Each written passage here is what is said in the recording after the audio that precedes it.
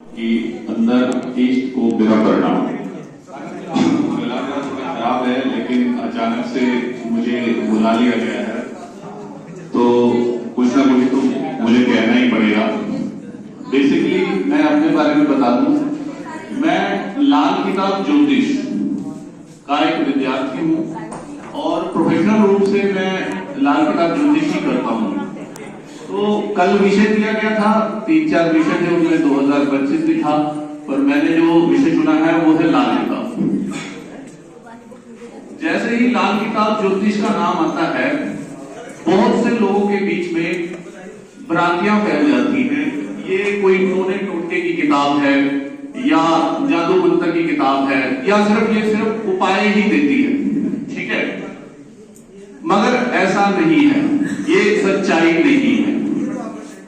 लाल किताब के बारे में अगर मैं थोड़ा सा बताना चाहूंगा, लाल किताब 1939 में लिखी गई थी। इनको लिखने वाले आदरणीय पंडित रूपचंद जोशी जी, जो परवाना से थे, अब वो इस दुनिया में नहीं है। उन्होंने सबसे पहले ये किताब लिखी। ये किताब जो है दरअसल हस्तरेखा पर आधारित है। इसके जितने नियम हैं वो सारे हस्तरेखा पर दिए हुए हैं। और इसकी खास बात क्या है कि आप जब इस हस्तरेखा को कन्वर्ट करके वैदिक ज्योतिष की कुंडली बनाते हैं तो आप इससे बेहतर रिजल्ट दे पाते हैं। लेकिन क्या है, पिछले कुछ समय में लाल किताब ज्योतिष का बड़ा नाम हुआ। छोटे छोटे उपायों से लोगों को बेहतरीन फायदा हुआ। घर में किचन में पड़े हुए सामान से उपाय किए जा सकते हैं। जो लोग अमीर हैं वो तो चलो पूजा पाठ करवा लेते हैं, रतन पहन लेते हैं, जिनका उन्हें लाभ मिलता है अवश्य शांति बना के रखें। वक्ता आपके सामने है, अपनी शांति बना के रखें। तो मैं एक छोटा सा विद्यार्थी हूँ, मैं उस पर अपना काम कर रहा हूँ। जितना मुझे ज्ञान है, किस तरह से उसे हस्तरेखा को मिलाकर जब हम वैदिक ज्योतिष के साथ बात करते हैं तो उसके रिजल्ट कितने बढ़िया आ सकते हैं। बहुत सारे विद्वान यहाँ पर अभी जिन्होंने बताया हस्तरेखा का, बहुत बढ़िया बताया। और जिनका उनमें इंटरेस्ट है, मेरी उनसे रिक्वेस्ट है, लाल किताब 1939 और 1940 ये 2 किताबें एक साथ खरीदकर पढ़ना शुरू करें। फिर उसके बाद आप अपने ज्ञान में कितनी बढ़ोतरी देखेंगे ये आप स्वयं बताएंगे, और उससे कितना भला कर सकते हैं लोगों का, ये आपको उसको पढ़ने के बाद पता लगेगा। क्योंकि हर व्यक्ति जब पढ़ता है ना, उससे अपनी सोच होती है, एक विचारधारा होती है, वो उससे अधिक नहीं जा सकता। और जब हम ज्योतिष करते हैं ना, तो हमें सभी विद्याओं का सम्मान करना चाहिए। हर विद्या में कुछ ना कुछ खास है, तभी वो यहाँ पर इस दुनिया में चल रही है। चाहे वो अंक गणित है, चाहे वो वैदिक ज्योतिष है, चाहे केपी है, चाहे नाड़ी है, कोई भी विद्या है। लेकिन होता क्या है कि कुछ लोगों की ईर्ष्या की वजह से जब किसी का काम चलना बंद हो जाता है तो उस पर वो लोग कटाक्ष करना शुरू कर देते हैं। लाल किताब ज्योतिष ये सिखाती है कि कभी भी किसी भी विद्वान की या किसी भी ज्योतिष विद्या की निंदा कभी ना करें। ठीक है, आप जो लाल किताब में लिखा गया है वो इतना जल्दी समझ में नहीं आएगा, लेकिन उसको बार बार पढ़ने से, उस किताब को 2 बार, 4 बार, 5 बार कहीं से भी पढ़े, कहीं से भी शुरू कर दे, सीक्वेंस में पढ़ने की आवश्यकता नहीं है। आपको हर बार एक नई चीज मिलेगी। मैं फॉर एग्जांपल हाथ पर कुछ चीजें बताना चाहूंगा कि राशियां कहाँ हैं और ग्रहों का असर कैसे आता है, उसे हम जन्म कुंडली पर कैसे बना सकते हैं। ये हमारा हाथ है। अब ये हाथ में जो उंगलियां हैं 4, इस पर 12 पुड़ियां हैं, सबको पता है, ठीक है। ये है मेष राशि, ये है वृष राशि, ये है मिथुन राशि। इसके बाद इस उंगली को छोड़ देंगे, ये सबसे अंत में ली जाती है क्योंकि ये शनि की उंगली है। ये बृहस्पति की उंगली है, शनि की है, संन्यास की है, सबसे अंत में इसका इस्तेमाल होता है, ठीक। अब ये उंगली सूर्य की है, इस पर आ गए हम कर्क राशि, उसके बाद सिंह राशि, उसके बाद मिथुन राशि, फिर आ गए हम बुध की उंगली पर।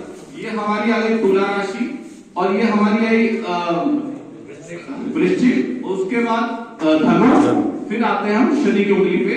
ये उंगली जो है मकर राशि, कुंभ राशि और अंत में मीन राशि। ठीक है, ये हो गई राशियां। लाल किताब में बात की जाती है जब कुंडली तैयार हो जाती है वैदिक ज्योतिष की, उसमें आवश्यकता है, उस गणना के बिना नहीं बनेगी। ठीक, लेकिन अगर हस्तरेखा का ज्ञान है, जब 1939 और 40 पढ़ लेंगे तो आप हस्तरेखा से, ये परमात्मा ने हमारे को एक जन्म कुंडली बना के भेजी है, इसमें कोई हेरफेर नहीं कर सकता। अगर आप इसके निशान और उसके जो दर्ज किए गए हैं उनको समझ लेते हैं, उसका ध्यान करके आप हस्तरेखा को पढ़ते हैं, तो आप एक अलग कुंडली तैयार कर सकते हैं। अब किसी व्यक्ति के पास वक्त नहीं है, उसका तैयार हो गया, उसको मालूम है मैं इस सन में पैदा हुआ था, मंथ का जैसे हम निकालते हैं तो सूर्य से हम गिन लेते हैं सूर्य किस मंथ में किस राशि में होता है, ये ज्ञान सबको है। ठीक है, शनि का भी मालूम है कौन से वर्ष में कहां पे होगा। तो इसको जब हम कन्वर्ट करते हैं तो लाल किताब की जब कुंडली बन जाती है, वहां पर फलादेश करने के लिए राशियों के जो नंबर दिए हुए हैं उन्हें हटा दिया जाता है और नक्षत्रों को भी नहीं लिया जाता, सिर्फ फलादेश करने के लिए। इसका मतलब ये नहीं है कि उसको उसमें नहीं लिया गया, सिर्फ फलादेश करते वक्त हटाया गया। राशियों का अपना महत्व है, ग्रहों का अपना महत्व है। अब मैं आता हूं बुर्ज पे, ये पहाड़ जो है, ये 7 ग्रहों का यहाँ पर मेन असर है। 2 ग्रह बाद में आए थे, राहु और केतु, जो कि ज्योतिष में रीढ़ की हड्डी है, राहु केतु। 7 ग्रह सौम्य ग्रह, अगर जब तक वो थे तो कोई परेशानी नहीं थी। हर ग्रह को खराब कौन करता है? राहु या केतु, ये 2 ही ग्रह हैं। ठीक है, अब ये जो पर्वत है बृहस्पति की उंगली के नीचे, अगर हम इसको कुंडली में अगर भाव देखेंगे तो ये भाव होगा खाना नंबर 2।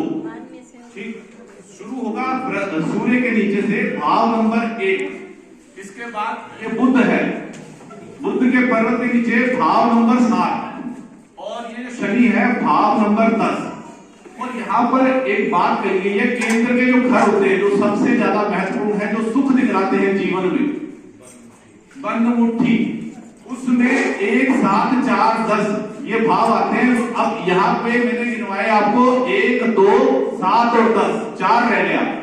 लाल किताब बोलती है जब बच्चा आता है ना, पैदा होता है, वो बंद मुट्ठी लेके आता है, वो अपने ग्रह किसी को नहीं दिखाता वो क्या लेके आया है, लेकिन जब इस दुनिया से जाता है तो मुट्ठी खुली होती है। उसने क्या कमाया वो इसमें होता है।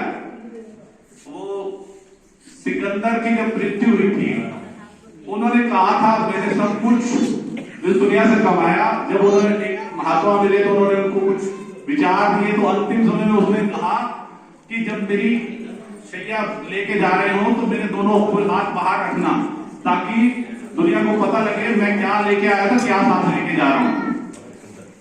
ठीक है, तो ये जो बातें हैं सिर्फ मैं इस पर्पज से समझाना चाहता हूं कि लाल किताब कोई टोने टोटे की किताब नहीं है, कोई जादू मंत्र की किताब नहीं है, कोई उपाय की किताब नहीं है, वो जीवन जीना सिखाती है। अगर मेरा मानना है गीता के बाद कोई ग्रंथ हुआ तो वो लाल किताब है। हर परिवार में तब कौन सा ग्रह खराब है, मंगल खराब है तो आपका अपने भाई के साथ रिश्ता खराब हो जाएगा, आपके घर में खुशियां खत्म हो जाएगी। अगर आपको मंगल का उपाय करना है, भले ही आप मूंगा डालें, ठीक है, वो कंडीशन है कब कहां डालें। मंगल का दान करें, भगवान शिव की पूजा, हनुमान जी की पूजा करें भले, लेकिन अगर आप अपने भाई के साथ संबंध अच्छे नहीं करेंगे तो आपका मंगल कभी भी ठीक नहीं होगा। कोई ज्योतिष उसको ठीक नहीं करता, चैलेंज है ये। मंगल खराब हो गया उसका, खुशियों का कारक मंगल है, मंगल अपने आप में ही नाम है मंगल। और लाल किताब में बुर्जों की बात में अभी आ रहा हूं यहाँ पे। ये दूसरा पर्वत जो है बृहस्पति का है, सब जानते हैं, ये शनि का है, ये सूर्य का है और ये जो है बुध का है। इसके ठीक सामने शुक्र का पर्वत है, ये भी कुंडली में 7वां भाव है, ये भी 7वां भाव है। अब ये 2 को जगह मिली हुई है यहाँ पे, ठीक है। अब मंगल का एक ये मंगल जो है इसका 8वां भाव ये भी है, और एक मंगल जो है यहाँ पर 3रा भाव है। एक मंगल नेक होता है, एक मंगल बद होता है, खराब होता है। 2 भाई हैं ये, एक नेक और एक खराब। अब अगर कुंडली में मंगल बद्ध होगा, मंगलीक होगा, तो उसका असर यहाँ पे आएगा।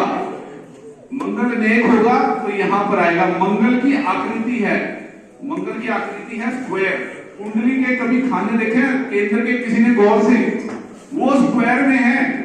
बाकी के 8 खाने, 4 खानों को छोड़ के वो त्रिकोण में है। त्रिकोण को अगर वो खराब होता है मंगल की वजह से, उसे बद्ध कहा गया है। वहां पे बैठे हुए ग्रह मोस्टली परेशानी देते हैं जीवन में, अगर वो खराब हो रहे होंगे किसी भी वजह से। तो ज्यादा समय ना लेते हुए आज के लिए मैं अपनी वाणी को इतने ही विराम दूंगा। अगर किसी का कोई क्वेश्चन रह गया हो पर्सनल में मेरे से इससे और अधिक बात कर सकता है, कोई दिक्कत कोई परेशानी नहीं है। मेरा काम है लाल किताब को आगे बढ़ाना और सही रूप में आगे बढ़ाना। तो धन्यवाद।